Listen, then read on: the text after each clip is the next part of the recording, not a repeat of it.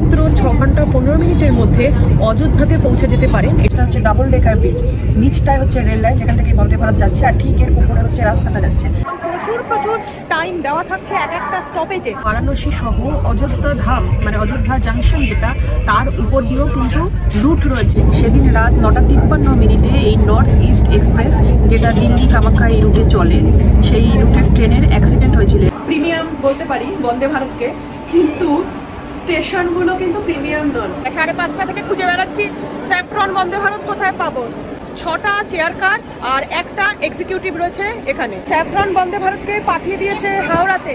এখানে 6টা 5-এ ট্রেন ছাড়বে লখনৌ এর উদ্দেশ্যে। গতকাল এনজিপি থেকে এসছি, এনজিপি পাটনা, সেটাও নতুন বন্দে ভারত রিসেন্টলি লঞ্চ হয়েছে। আর এইটা হচ্ছে আজকে পাটনা থেকে যাবে লখনৌ এর গোমতী নগরে।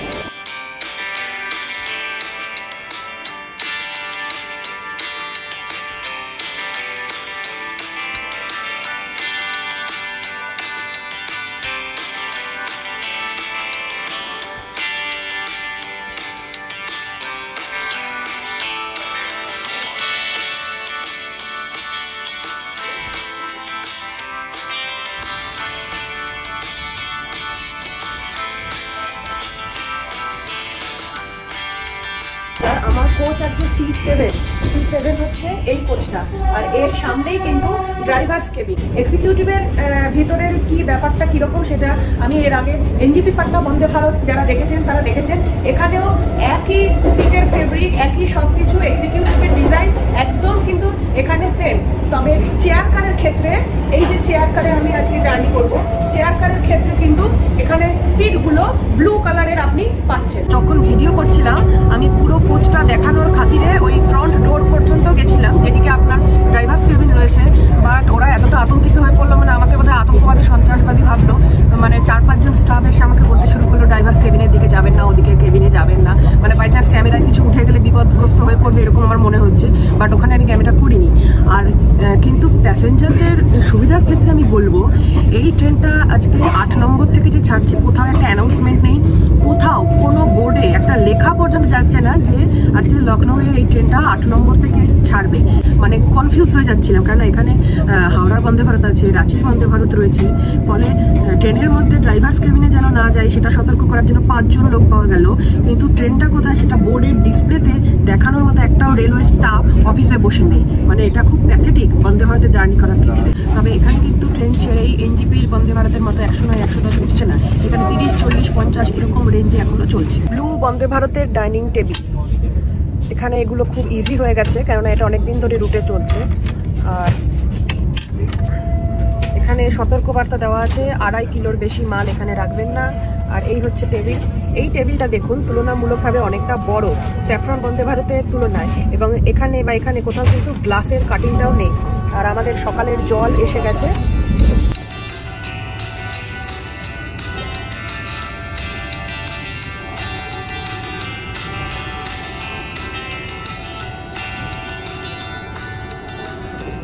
এই পাটনা জাংশন কিন্তু ইস্ট সেন্ট্রাল রেলওয়ে দানাপুর ডিভিশনের মধ্যে আসছে, এবং এখন যে স্টেশনটা ক্রস করলো এইটাই কিন্তু সেই দানাপুর স্টেশন। দানাপুরে যখন ট্রেন ক্রস করলো ট্রেনের স্পিড কিন্তু তখন 100-র উপরে গেছে, 110, 111 এরকম আপনার একটা টেবিল পাচ্ছেন। তার পাশে এইখানকার একটা ছোট্ট মতো হুক রয়েছে, এখানে চাইলে আপনি কিছু জিনিস, কিছু প্যাকেট বা ছোটোখাটো একটা কিছু ঝোলাতে পারেন এই জায়গাটায়। এটা হচ্ছে ম্যাগাজিন পকেট রয়েছে, এখানে পায়ের ফুটরেস্ট রয়েছে। আর এইখানকার স্পেসটা যথেষ্ট ঠিকঠাক আছে, স্পেসটা কিন্তু অ্যাডজাস্ট করা যায়। উপরে এতটা উঠবে আর নিচে এতটা যাবে। এখানে হচ্ছে জলের বোতল, জলের বোতলের এই হোল্ডারটা খুব অসুবিধাজনক জায়গায় অনেকটা নিচে, এবং যে ধরুন এখানে এই যে পা রাখলেই পায়ের সঙ্গে কিন্তু জলের বোতল টাচ হয়ে যাওয়ার একটা পসিবিলিটি থাকছে। এটাকে যদি আপনি এরকম ট্যাপ করেন জ্বলবে, ট্যাপ করলে নিভবে। এবং ট্রেন 131 কিলোমিটার/আওয়ার গতিবেগে ছুটছে, এবং এত তাড়াতাড়ি এই টপ স্পিডটা দেখতে পাবো সেটা আশা করিনি। বাট ট্রেন ভালো চলছে, এখন দেখলাম 132 কিন্তু হলো।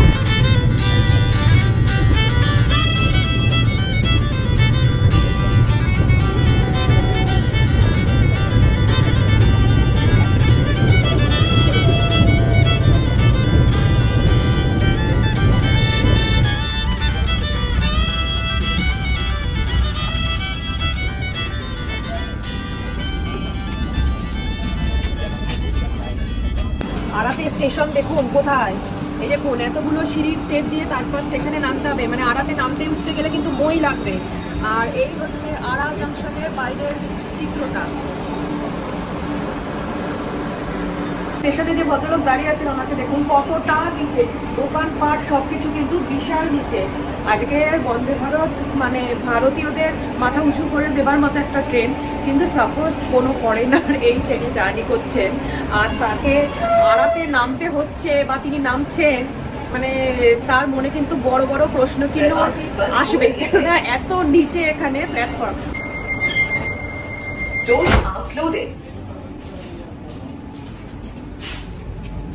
দরজা বন্ধ হচ্ছে। এই আড়া অব্দি যে এলাম, এখানে 12টা আপনার ইন্টারমিডিয়েট স্টেশন করছে ফ্রম পাটনা জাংশন। আর এই আড়া কিন্তু ইস্ট সেন্ট্রাল রেলের দানাপুর ডিভিশনের মধ্যে আসছে। সাসারাম যাওয়ার একটা লাইন কিন্তু এখানে আলাদা হয়। এখানে হিন্দি নিউজ পেপার হচ্ছে হিন্দুস্তান, আর ইংলিশের মধ্যে হচ্ছে টাইমস অফ ইন্ডিয়া রয়েছে। বন্দে ভারতের লোগো দেওয়া গ্লাস যেরকম হয় ঠিক সেরকম এই গ্লাসগুলোই মানে আমার ব্যক্তিগতভাবে পছন্দ বন্দে ভারতে জার্নি করার ক্ষেত্রে। এই কিউট প্লেটটা দিয়ে গেল, এটার মধ্যে একটা ইউনিবিকের একটা ওটস ডাইজেস্টিভ রয়েছে, এই হচ্ছে ওটস বিস্কুটটা। আর সেই সাথে হচ্ছে চাউস না ক্যাউস কি নাম তাদের জিঞ্জার মশলা চা, আর সেই সাথে হচ্ছে এই কাঠি।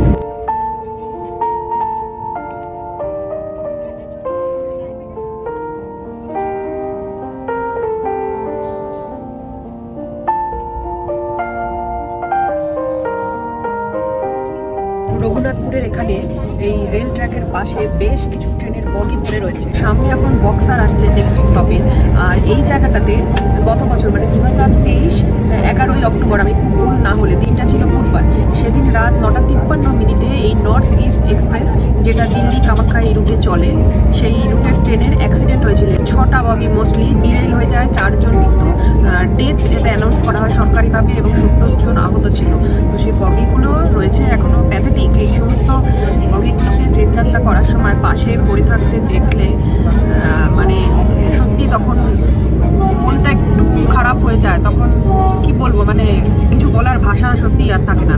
এই সিটটাকে অ্যাডজাস্ট করার জন্য সুইচটা হচ্ছে এখানে, সুইচটা পুশ করলে আমি পিছনে যাই, এভাবে চলে যাবে সিট, আবার পুশ করলে ওটা উঠে আসে। এই হ্যান্ড রেস্টের হ্যান্ডেলগুলো কিন্তু এখানে মুভ করা যাচ্ছে। সানলাইটটাকে যদি গার্ড করতে হয় সেই জন্য এই হচ্ছে স্ক্রিনের সিস্টেম। আর প্রয়োজন না হলে, যেমন এখন সানলাইট নেই, খুব একটা প্রয়োজন নেই, এইভাবে তুলে দিলে এটা আবার উপরে উঠে যাবে। গাড়ির চালকের সাথে কথা বলার দরকার হয়, সেক্ষেত্রে এই যে লকিং সিস্টেমটা পুশ টু টক, এটা মানে একদম আমার সিটের সামনেই এখানে দেখছি ইনস্টল করা রয়েছে। তবে এর আগে কিন্তু দেখেছি ওই করিডরে যেখানে বাথরুম বা এই খাবারের এই জিনিসগুলো থাকে সেইখানে থাকে। ট্রেনটা বিহার আর উত্তরপ্রদেশের মধ্য দিয়ে জার্নিটা কমপ্লিট করবে। সো বিহারের এই ট্রেনের সেকেন্ড স্টপেজ হচ্ছে বক্সার। বক্সারে এই ট্রেনের ঢোকার কথা হচ্ছে 7:21, আর দাঁড়ানোর টাইম মানে স্টপেজ টাইম হচ্ছে 2 মিনিট।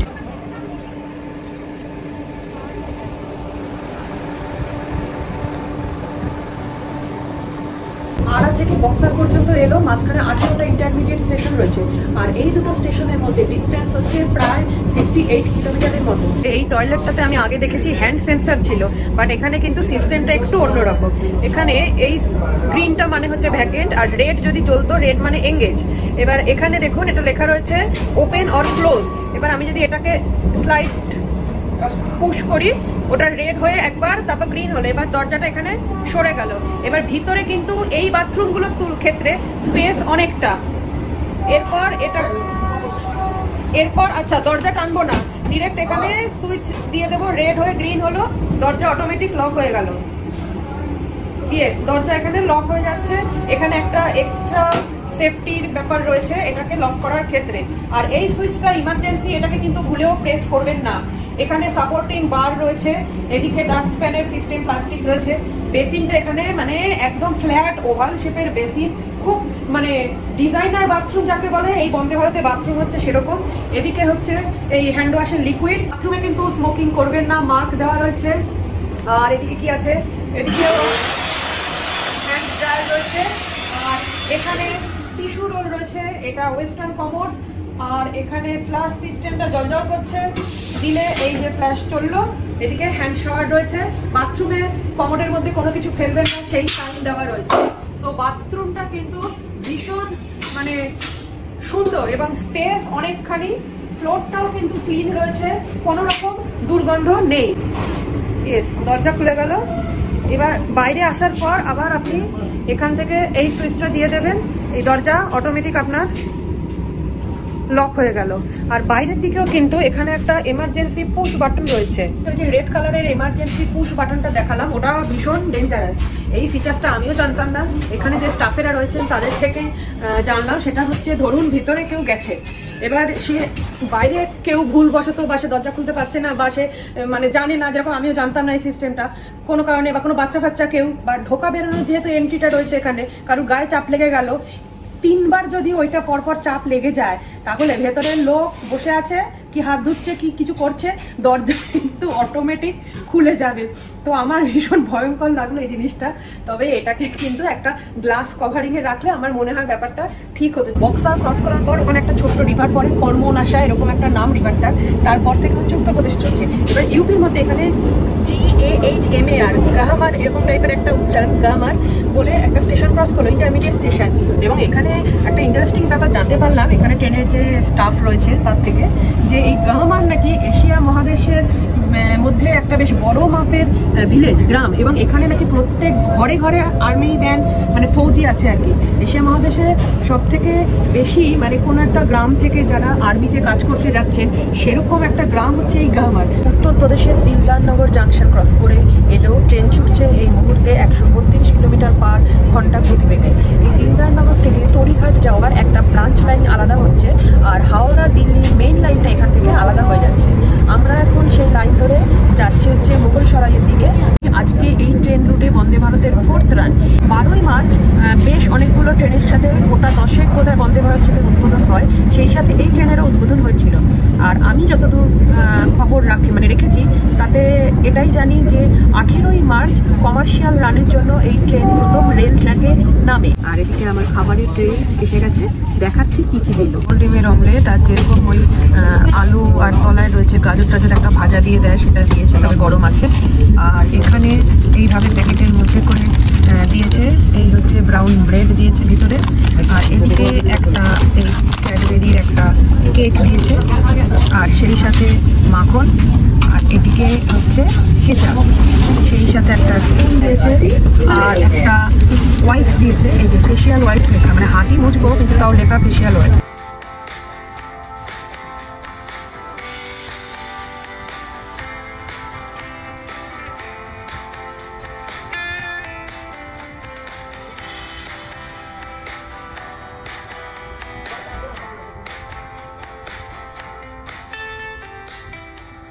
মুঘলসরাইতে 8:40 টাইম ছিল, কিন্তু 8:30টায় ট্রেন ঢুকিয়ে দিয়েছে। আর এখানে কিন্তু ট্রেন দাঁড়ানোর সময় হচ্ছে 5 মিনিট, মানে একটা লম্বা সময় ধরে দাঁড়িয়ে থাকবে বন্দে ভারত মুঘলসরাই থেকে। আর ডিসপ্লেতে কিন্তু ট্রেনের নাম্বারটা দেখাচ্ছে 22345, আর সেই সাথে কোন কোন স্টেশনের উপর দিয়ে এই ট্রেন যাবে সেটাও কিন্তু শো হচ্ছে। অমৃত ভারতেও কিন্তু এখন সেরকম শো হয়। এই যে বগিটা মানে ট্রেনের ইঞ্জিনের পর 3 নম্বর বগি, এটা হচ্ছে এক্সিকিউটিভের বগি। এখানে বাইরে লেখা রয়েছে 2 সিট, এই যে এখানে লেখা রয়েছে 1 থেকে 52, 1 to 52। চেয়ার কারের সিটিং এখানে 3+2, আর এক্সিকিউটিভে হচ্ছে 2+2 ওরিয়েন্টেশনে সিটগুলোকে দেওয়া হয়েছে। ট্রেন কিন্তু বিফোর টাইম চলছে এবং প্রচুর টাইম দেওয়া থাকছে এক একটা স্টপেজে। পণ্ডিত দীনদয়াল উপাধ্যায়ের 3 নম্বর প্ল্যাটফর্ম, 3 নম্বরে ঢুকেছে বন্দে ভারত, আর ওইটা হচ্ছে আপনার 2 নম্বর প্ল্যাটফর্ম। উত্তরপ্রদেশের প্রথম স্টপেজ দীনদয়াল উপাধ্যায়, পণ্ডিত দীনদয়াল উপাধ্যায়তে। আর এর আগে ছিল বিহারের লাস্ট স্টপেজ বক্সারে। বক্সার থেকে এই মুঘলসরাই পর্যন্ত মাঝখানে আপনার 19টা ইন্টারমিডিয়েট স্টেশন, আর দুটো স্টেশনের মধ্যে ডিস্টেন্স হচ্ছে প্রায় 94 কিলোমিটার, 94 কিলোমিটার। এপাশ দিয়ে যে ট্রেনটা ক্রস করছে এটা হচ্ছে হাওড়া থেকে প্রয়াগরাজ রামবাগ যাচ্ছে, এটা বিভূতি এক্সপ্রেস। হাওড়া দিল্লির মেন লাইনটা গেছে, এরপর আপনার হাওড়া প্রয়াগরাজ মুম্বাই লাইনটা একটা যাচ্ছে, আবার হাওড়া দিল্লি ভায়া গয়া যে লাইনটা সেটাও কিন্তু এই মুঘলসরাইয়ের উপর দিয়ে যায়।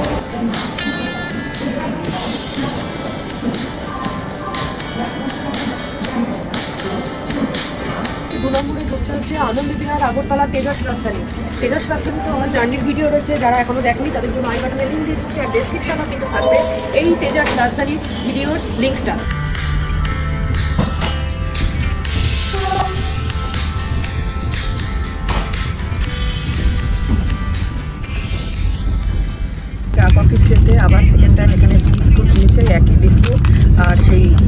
আপনার টি যেরকম থাকে সেরকম। আর এটা গরম জল এই কাপে করে দিয়ে গেছে।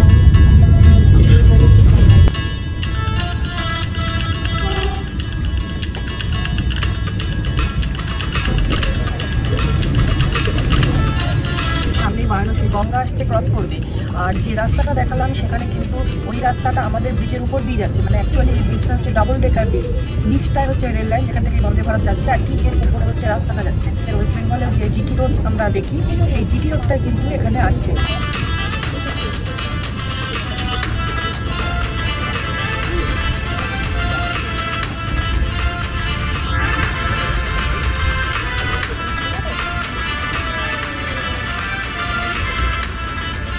এই দিকটা দেখুন, এখানে হচ্ছে নমঘাটের ফেজ 2 এর এক্সটেনশন ওয়ার্কটা চলছে। এই বারাণসীর এখন বিখ্যাত ঘাট হচ্ছে নমঘাট। এখানে নিচে লেখাও রয়েছে world's first floating station. Varanasi ঘুরতে এলে এই নমঘাটটাও কিন্তু ঘুরে নেবেন, দারুণ জায়গা।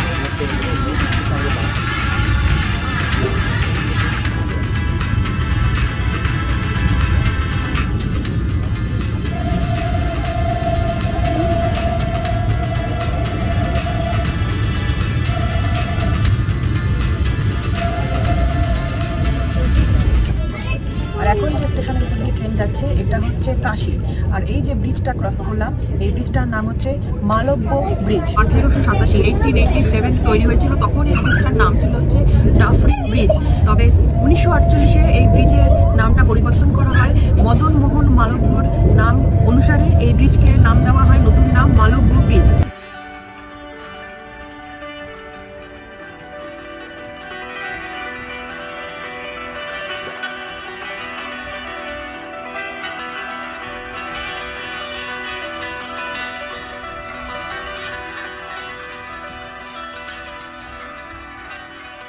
বারাণসীতে 9:20-তে ঢোকার কথা আর 5 মিনিট দাঁড়ানোর কথা। ট্রেন কিন্তু অন টাইমেই চলছে। বারাণসী থেকে লখনৌগামী 3টে লাইন আছে। একটা লাইন আপনার অযোধ্যা জাংশন বা অযোধ্যা ধাম যে স্টেশন তার থ্রু যাচ্ছে, আরেকটা লাইন লখনৌ যাচ্ছে রায়বরেলি দিয়ে, আরেকটা লাইন যাচ্ছে সুলতানপুর দিয়ে। এই ট্রেনটা যেটা এর নিজস্ব রুট সেটা হচ্ছে অযোধ্যা ধাম জাংশন স্টেশনের উপর দিয়ে যাওয়ার কথা। 20th মার্চ আর আজকে 21st মার্চ, এই দুদিন এই ট্রেনের রুট ডাইভার্টেড হয়েছে। আজকে কিন্তু এই ট্রেন অযোধ্যা ধাম অর্থাৎ অযোধ্যা জাংশনের উপর দিয়ে যাবে না। অযোধ্যাতে দুখানা স্টেশন রয়েছে, একটা অযোধ্যা ক্যান্ট মানে ক্যান্টনমেন্ট, আর একটা হচ্ছে যেটার কথা আমি এতক্ষণ ধরে বলছি। লখনৌয়ের রুটে যাবে ঠিকই, কিন্তু সেটা যাবে হচ্ছে সুলতানপুর দিয়ে। সুলতানপুর দিয়ে যখনই আপনার ট্রেন লখনৌ রুটে যাবে তখন কিন্তু অযোধ্যা ধাম আপনার পড়ছে না, তখন আপনার অযোধ্যা ক্যান্ট স্টেশন পড়ছে। আর পাটনা থেকে অযোধ্যা এই ডিস্টেন্সটা হচ্ছে 418 কিলোমিটার। আর টোটাল রুট মানে গোমতীনগর পর্যন্ত এই রুটের ডিস্টেন্স হচ্ছে 545 কিলোমিটার। পাটনা থেকে জার্নি শুরু করছে 6:05, সকাল 6:05, আর গোমতীনগরে কিন্তু পৌঁছাচ্ছে দুপুর 2:30।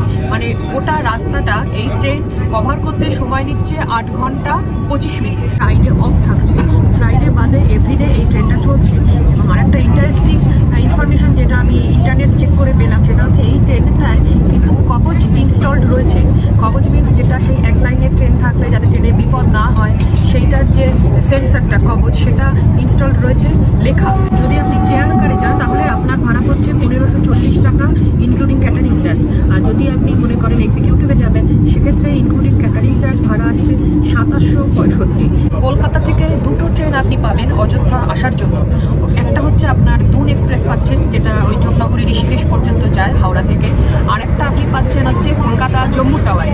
এই ট্রেনগুলো কখন ছাড়ে, কি কি ব্যাপার, ডিটেলস আমি সব স্ক্রিনে দিয়ে দিচ্ছি, আপনারা চাইলে সেটা লিখে নিতে পারেন বা কিছু।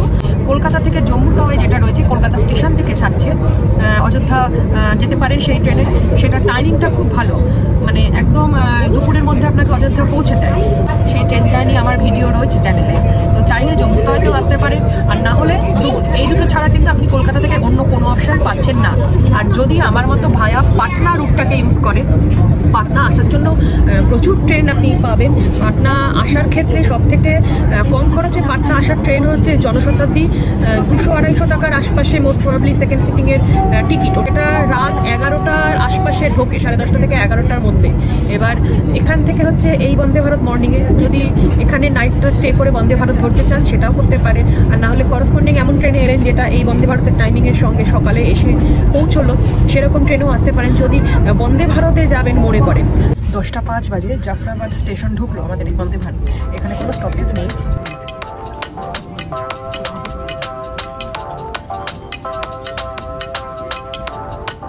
জাফরাবাদ থেকে আমাদের ট্রেনটা কিন্তু ডাইভার্টেড হয়ে আজকের জন্য নতুন রাস্তায় যাবে। ওইদিকে দেখুন একটা লাইন ওইদিকে সোজা চলে যাচ্ছে, আর আমরা এদিকের বেন্ট লাইনটায় ঢুকছি। ওই দিকের যে লাইনটা সোজা যাচ্ছে ওইটা হচ্ছে আপনার অযোধ্যা ধাম জাংশন স্টেশন যাওয়ার জন্য ওই লাইনটা দিয়ে যেতে হয়। আর আমরা এই যে লাইনটা বরাবর যাচ্ছি, এই লাইনটা যে বাদিকে বেঁকছে এইটা সুলতানপুরের রুট ধরবে। আর এই জাফরাবাদ এই জায়গাটা কিন্তু উত্তরপ্রদেশের জৌনপুর ডিস্ট্রিক্টের মধ্যে আসছে।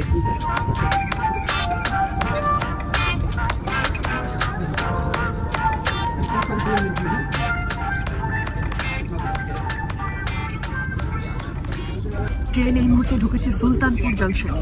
এই সুলতানপুর জাংশন থেকেই আমাদের ট্রেন এরপর পৌঁছাবে হচ্ছে অযোধ্যা ক্যান্টে। তবে সুলতানপুরে কিন্তু সেই অর্থে কোনো স্টপেজ নেই, এখানে সিগন্যাল পাইনি বলে ট্রেনটা দাঁড়িয়ে রয়েছে।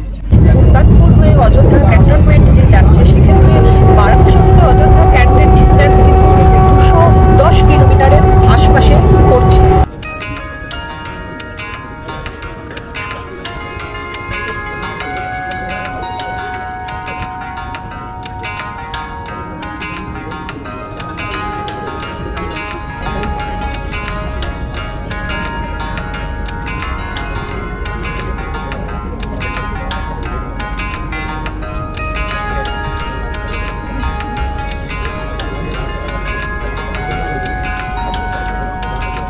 আজকে বন্দে ভারত ডাইভার্টেড রুটে এলো।